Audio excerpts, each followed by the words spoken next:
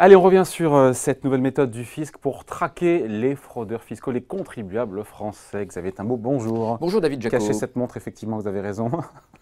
Économiste à l'OFCE. Oui, maintenant il va falloir faire attention. Bah oui, bon, pourquoi? Parce que Bercy va désormais, c'est dans le sujet, donc traquer les fraudeurs fiscaux grâce à des algorithmes, un arrêté du 14 novembre qu'on n'avait pas vu, mais heureusement les échos sont là pour l'avoir relevé, qui autorise un arrêté, qui autorise, alors temporairement, mais quand même, les agents du fisc à utiliser, on va dire ça, un logiciel qui va analyser des milliers de données des contribuables pour calculer, si j'ai bien compris, une probabilité de fraude. C'est jamais vu ça. Là, on entre dans l'ère de plein pied dans le 21e siècle. On entre effectivement de plein pied dans le 21e siècle, on entre dans l'ère du big data, mais en fait, plus que des algorithmes, ce qui est important, c'est que Bercy va avoir l'autorisation d'utiliser beaucoup de données et de mettre en relation ces données les unes avec les autres pour pouvoir accumuler énormément d'informations sur votre vie économique, votre salaire, vos dépenses, vos mouvements bancaires, Pardon, c'est ça la question. Vos déclarations. Quelles sont les données à caractère personnel, j'imagine, qui seront récupérées, utilisées? Parce que situation professionnelle, ok, super, numéro de téléphone, mail, ok, oui, d'accord. Tout ça est assez, tout ça est assez ouais, à la fois banal. Et puis de toute façon, c'est déjà dans les données que oui, manipule Bercy, puisque la source principale d'information de Bercy, c'est votre déclaration d'impôt. Donc en gros, tout ce que vous mettez sur votre déclaration d'impôt, de votre état civil à la composition de votre ménage, jusqu'à vos différentes sources de revenus, ça c'est déjà... Alors quelles sont les nouvelles données qu'on va récupérer? De quoi? Données bancaires, fiscales, patrimoniales? C'est ça. Mais où? Comment? Eh bien, à peu près tout. C'est-à-dire que quand on regarde l'arrêté, il y a une liste impressionnante de données qui vont être récoltées, qui vont des fichiers administratifs. Alors, qui vont des fichiers administratifs existants, le registre des assurances vie, par exemple, les transactions immobilières, vos déclarations sociales et fiscales, la possibilité de faire, de réunir, d'apparier les fichiers, comme on dit de façon technique, c'est-à-dire d'utiliser de les matcher, quoi, votre numéro de sécurité sociale, en gros, pour aller chercher de l'information dans d'autres fichiers et pouvoir les cumuler. Donc, vos fichiers de données de sécurité sociale, vos fichiers de données sociales déclarées par votre entreprise, mais si vous êtes un entrepreneur individuel, les factures que vous avez émises qui sont dans la comptabilité de vos clients qui peuvent être comparées avec ce que vous déclarez. Mais automatisé, parce que là encore entièrement automatisé, entièrement apparié, mais aussi des données sur les transactions bancaires. Donc ça, c'est un niveau d'information qui est assez spectaculaire. Peut-être demain, pourquoi pas, des données sur vos transactions. Comment ils vont faire concrètement? Ils vont aller piocher sur nos relevés de compte bancaire en ligne? Concrètement, voilà, c'est ça ce que ça veut dire, c'est qu'ils vont avoir accès aux informations de votre banque, qui va leur communiquer les informations. Vous vous rappelez, on en a déjà parlé ici de la communication des informations entre banques, les échanges automatiques d'informations entre banques. Ça fera partie des informations qu'ils pourront utiliser, mais même au-delà. Qui sera plugué. Voilà, tout ça peut être fait, et c'est surtout là où c'est important, de façon préventive, c'est-à-dire sans avoir de suspicion de fraude sur quelqu'un. Jusqu'à maintenant, en gros, on pouvait accéder à toutes ces données et les mettre en relation. Mais uniquement. Mais quand on avait une suspicion de fraude. Oui. Voilà. Et là, aujourd'hui, ce qu'on va pouvoir faire, c'est le faire de façon systématique dans un immense fichier de données qui va contenir des données de façon invraisemblable, des quantités d'informations incroyables. C'est que ce logiciel arrive à calculer une espèce de probabilité qu'un dossier comporte des risques frauduleux. Exactement, donc de pouvoir... C'est hallucinant. C'est de pouvoir faire ce qu'on appelle de l'analyse prédictive. Donc vous connaissez d'un côté les fraudeurs identifiés, qui ont été contrôlés. Vous pouvez déterminer un certain nombre de leurs caractéristiques, et puis utiliser ces caractéristiques-là pour aller repérer des fraudeurs potentiels, des gens qui ont une probabilité d'avoir fraudé au point de vue de ces données. Donc il ne s'agit pas d'un jugement qui sera opéré. On n'est pas dans Minority Report. C'est vraiment uniquement dans l'identification et donc de pouvoir faire une analyse prédictive et de dire, voilà, j'ai sélectionné un certain nombre de dossiers de contribuables qui n'ont pas été contrôlés, mais qui ont une haute probabilité d'avoir fraudé. Le logiciel, il faut expliquer, déjà utilisé pour les fraudes relatives aux entreprises. Oui. Ça fait ses preuves, alors. Oui, tout à fait. Alors, pour les entreprises, la question est un tout petit peu différente parce qu'un certain nombre d'informations sont publiques, et en particulier toutes les données de bilan. Ouais. Donc ça, c'est une obligation de publication. Alors, ce qu'on ne nous dit pas, et qui est quand même très très important, c'est quand même l'extension des données. C'est-à-dire, le fait de mettre les transactions bancaires, par exemple, ça change totalement d'échelle la quantité d'informations et la quantité des sources d'investigation potentielles que vous avez. Parce que, vous voyez, on va pouvoir regarder, est-ce que vous achetez des montres de luxe?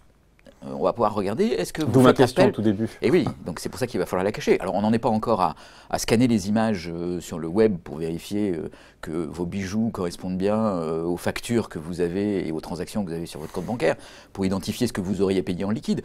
Mais après tout, on entre dans ce schéma-là aujourd'hui. Est-ce que ça peut être efficace, c'est ça la question pour Bercy, en matière de lutte contre la fraude fiscale? Les Français estiment qu'on n'en fait pas assez, d'après une récente étude. Est-ce que là, pour le coup, on peut passer un palier, un cap avec ça? Alors, est-ce que ça peut être efficace? Il faut vraiment avoir les idées claires. Il y a plusieurs types de fraude, en fait. Il y a la petite fraude ordinaire, qui est commise par tout un tas de gens. Je ne dis pas tout le monde, mais... Laquelle, en l'occurrence? Ceux qui omettent de déclarer certaines sources de revenus, ceux qui, étant entrepreneurs, de temps en temps, ont une facture qui n'est pas enregistrée dans leur comptabilité exactement comme les autres. Voilà. Tout un vous tas y connaissez bien, dis donc. Oui, enfin, c'est uniquement une connaissance théorique, si c'est ce à quoi vous voulez en venir, David Jaco. Donc, là, il s'agit, vous voyez, d'identifier de la petite fraude ordinaire. Bon, il y a un principe aujourd'hui qui est le droit à l'erreur, hein, donc ça veut dire que probablement, quand on identifiera ce genre de cas, ce qu'on vous proposera, c'est un redressement à l'amiable, sans forcément des pénalités, etc. Après, il y a la fraude qui est l'optimisation fiscale agressive.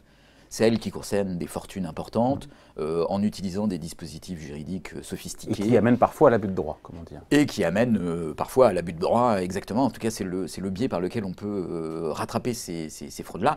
Bon, là, le big data et l'utilisation systématique de l'information ne va pas probablement permettre de faire beaucoup d'avancées. Mais sur cette petite fraude ordinaire, finalement, vous voyez, en ayant un outil qui surveille efficacement, et même en faisant des petits redressements fiscaux ou des petites régularisations, sur un nombre assez grand, on peut arriver à un rendement.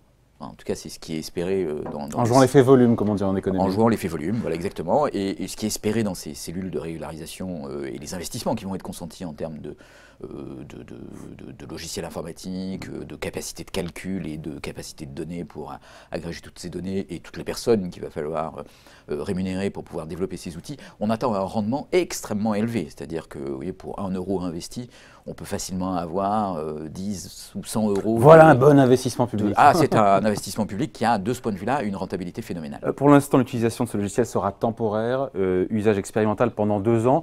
Pardon, que dit la CNIL? Elle bronche ou elle ne bronche pas? Parce qu'il y a comme une utilisation, pour le coup, des données privées. Voilà, que dit la CNIL? Elle dit des choses. Bon, d'abord, ce n'est pas une idée nouvelle. C'est-à-dire, il ne s'agirait pas de croire que c'est aujourd'hui, en 2017, que Emmanuel Macron, président, a passé un coup de fil en disant mais au fait, faites-moi du big data sur la fraude fiscale. En fait, c'est une idée qui court depuis assez longtemps, qui a été mise en place progressivement.